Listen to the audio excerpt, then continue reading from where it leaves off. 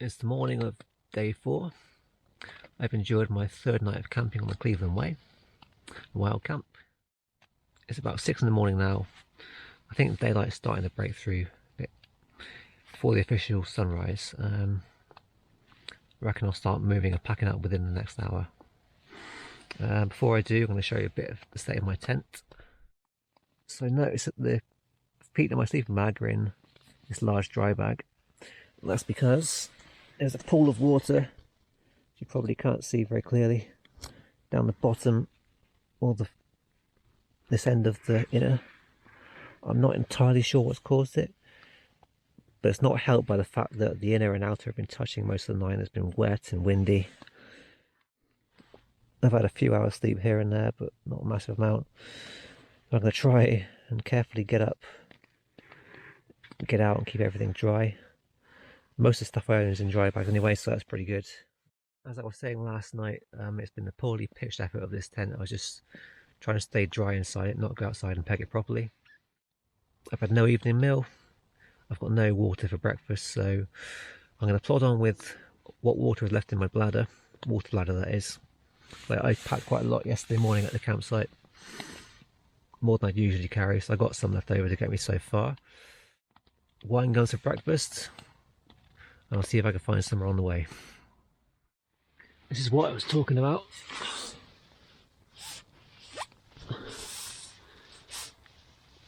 I'm going to try and scoop out what I can with a bottle. Then maybe use my soaking wet towel to get the rest. Luckily, I've managed to avoid it with my kit. You can see why down here the inner was poking out all night.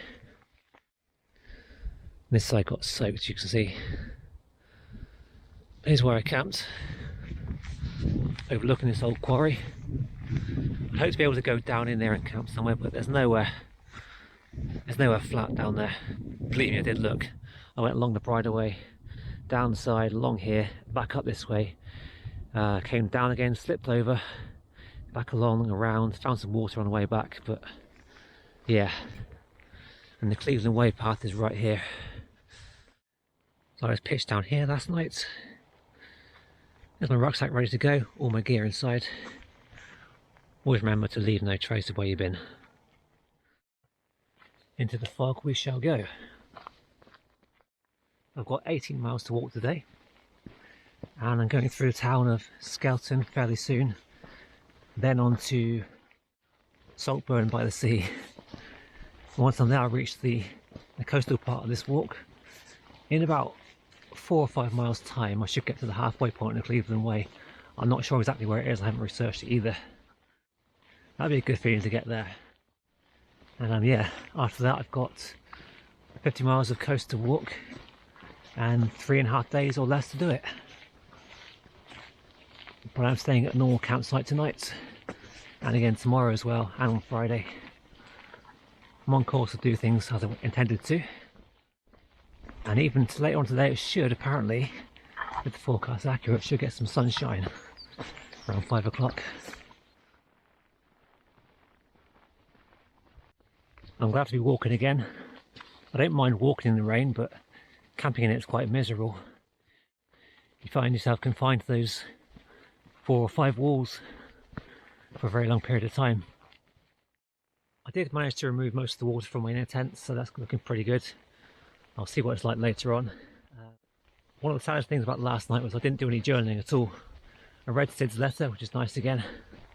That whole thing about being alone but not feeling lonely, that's still up here, that's still strong. Had a brief chat with her, with text as well, for 2 or 3 exchanges. That was quite nice to do. I'm trying to be disconnected this week as much as I can. Also trying to let people know that I'm okay most evenings and still going, still alive and all that.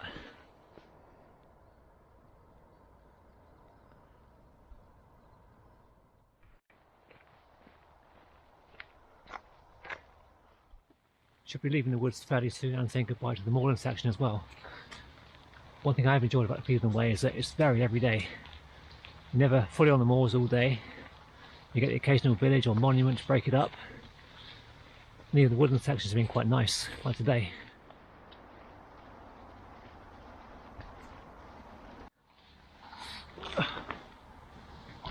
get through there. And again, these gateways obviously deter bikes and cyclists, but they're not very backpacker friendly either. Just get through.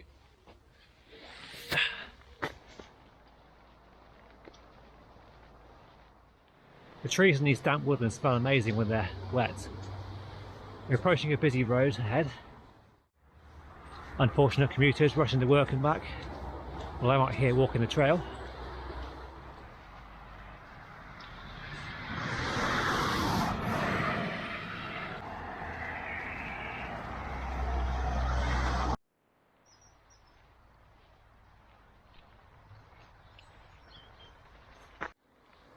Here we go again.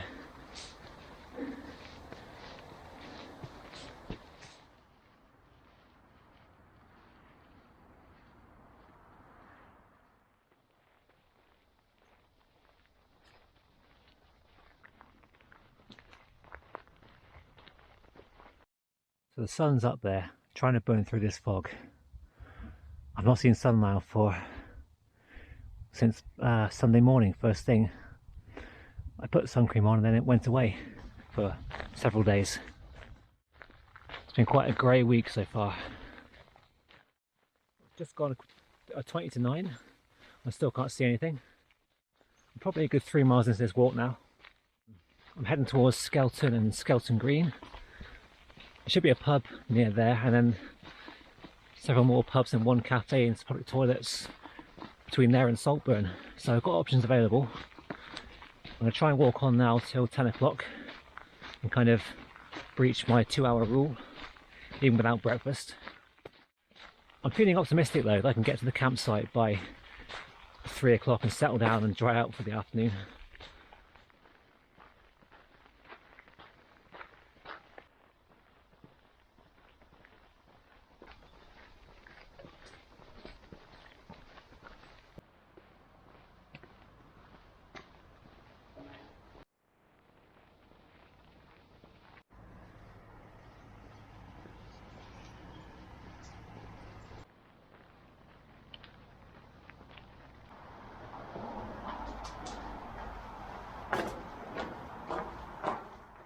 I'd read about the diversion on the National Trails website for this area.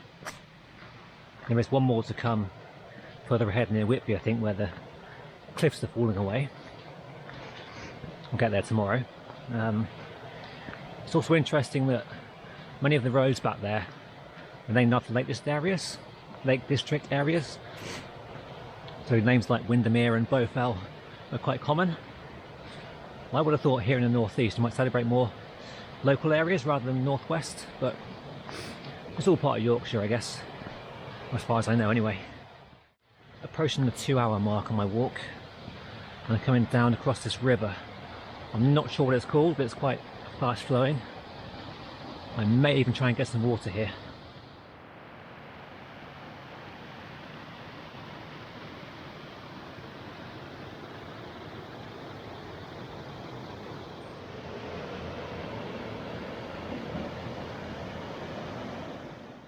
You know what, second thoughts, just smell a bit funny down there. I'm not sure my water filter's going to work either. So I'm going to carry on a bit further and see where we get to really. And thankfully there's a nice footbridge crossing the river, pretty high up. No wading, no paddling required. And there's a rather impressive viaduct made from brick by the looks of it. I can't see it clearly on my map, but it might be a footpath these days. Probably a former railway line again.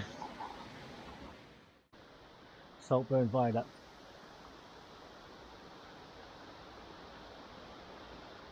Confirmation. That's where I started. That's where I'm finishing. Over halfway now. It's pointless.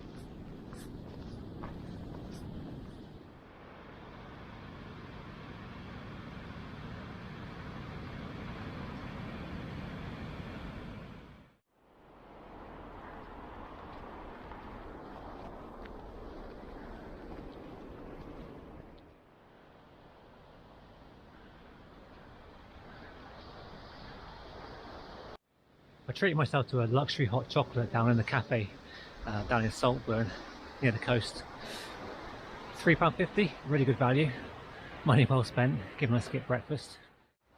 I was thinking earlier that I might get tired of these views over the next 3 days walking the coastline, but look at this, the sun's out, I've got sun cream on, I've got my legs out. This is not me. I'm pretty sure as long as it stays something like this, it doesn't rain again,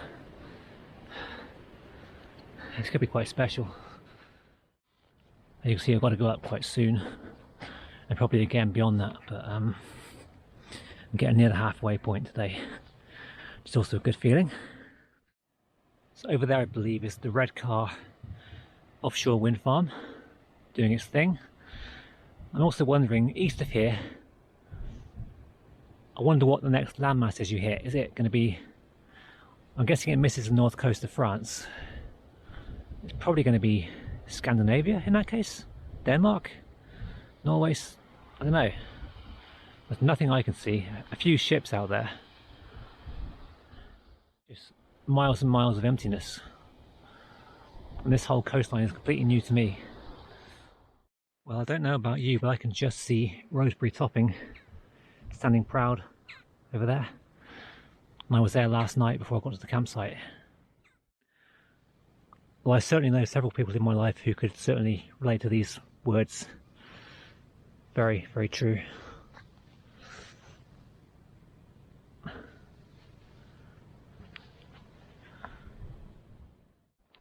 does appear to be a linear, well, a railway line that loosely follows this linear coastal route of the Cleveland Way, and a bit further on as well.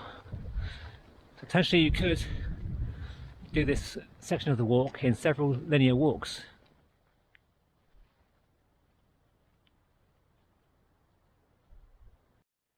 I am now beyond the halfway point of today's walk, so I've got less than 9 miles to go, which is a good feeling. Heading downhill slowly towards, I think it's Skinning, towards Skinning Grove. Another little seaside place, not as big as Saltburn though. So it's only 10 to 12 now, I've got good time ahead of me.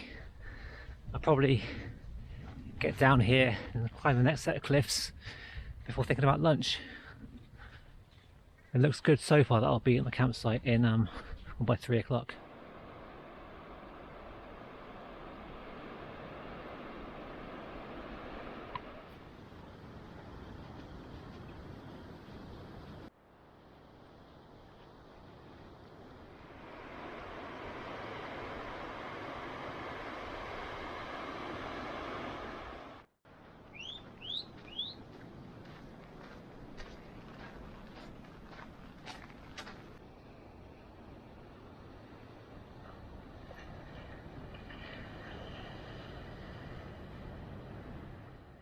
I'm now down coming towards Skinning Grove, and it's a beautiful, beautiful place. Really blue sea out here. Not like I'm used to at home, it's all brown. I've basically got to go up to those cliffs, along the top, down into the States, and then I'm pretty much at the campsite.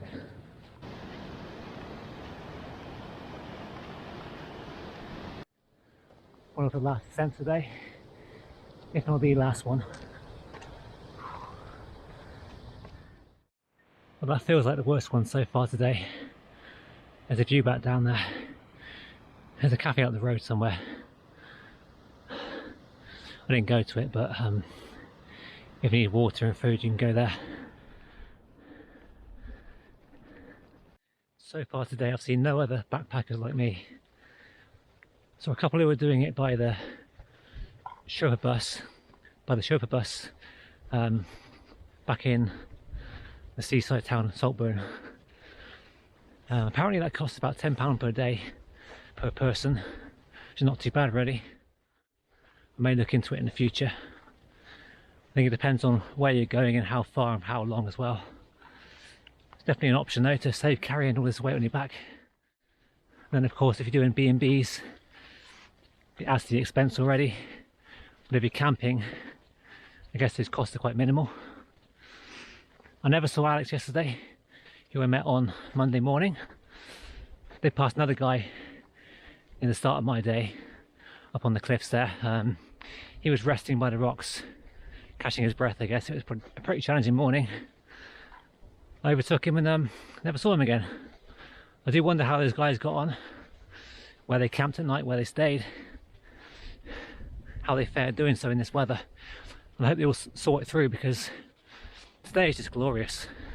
This is like perfect walking weather. Clear and sunny for the most part. I think the sun is quite hot if the wind wasn't here, but like northeasterly wind is adding a little bit of a chill, but not too much. It takes the edge off the sun's rays. So sun cream required, I'm sure. This is really nice. I'm hoping it stays tomorrow and Friday as well.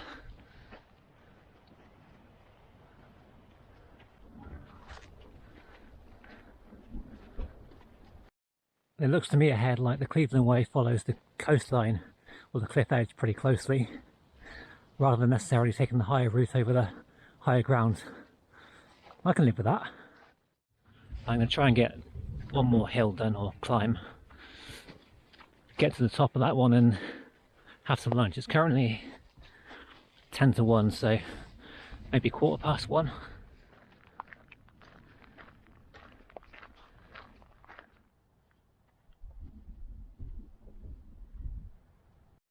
Let's take a look at that view back.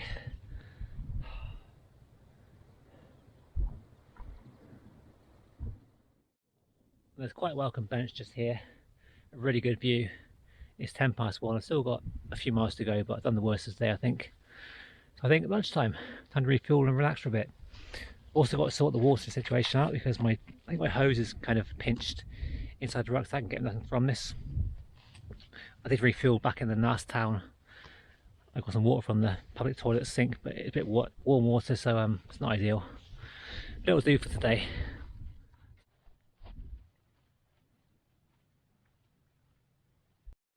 Just had a long lunch, looking out to sea and giving my tent a chance to dry out, the outer anyway.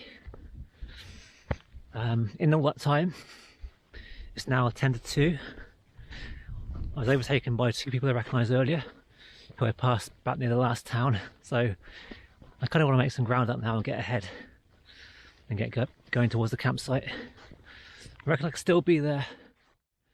I could still be there about 3:30, I reckon. I estimate it's 4.5 miles away, so it's not too bad now. I'm staying at a place called Serenity Camping. They charge £11 per night. It sounds quite nice. No booking required, so I'm going to turn up, hopefully get a place. Yeah, it should be quite good, I hope. If the weather's like this as well, I can just leave things to dry out a bit before I set up properly. But from this point, we should have about 2 miles left to get down the Staithes, and from there it's not far to the campsite.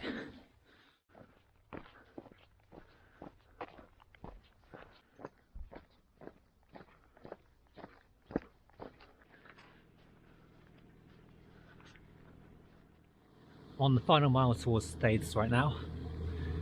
When I get there, it's a bit further on towards Hinderwell when I find the campsite. If I don't see you again today, thank you very much for watching. Hope you're enjoying the series so far. Please look out for day 5, which I'll be doing tomorrow obviously, but you'll probably see it next week if not sooner. When I get to the campsite, I'm going to try and pitch up the outer tent first, leave it to dry out fully, and put the inner tent out separately along with my towel.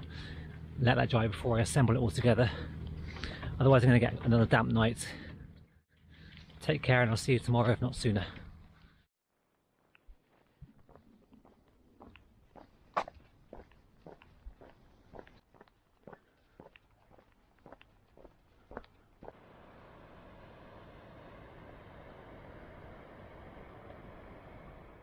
Staithes to me was a lot like St Ives in Cornwall.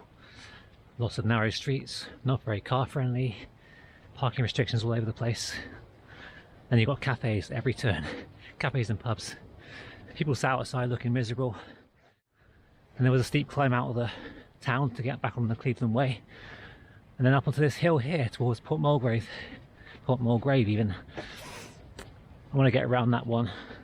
I'm going to turn off towards Hinderwell and find the campsite.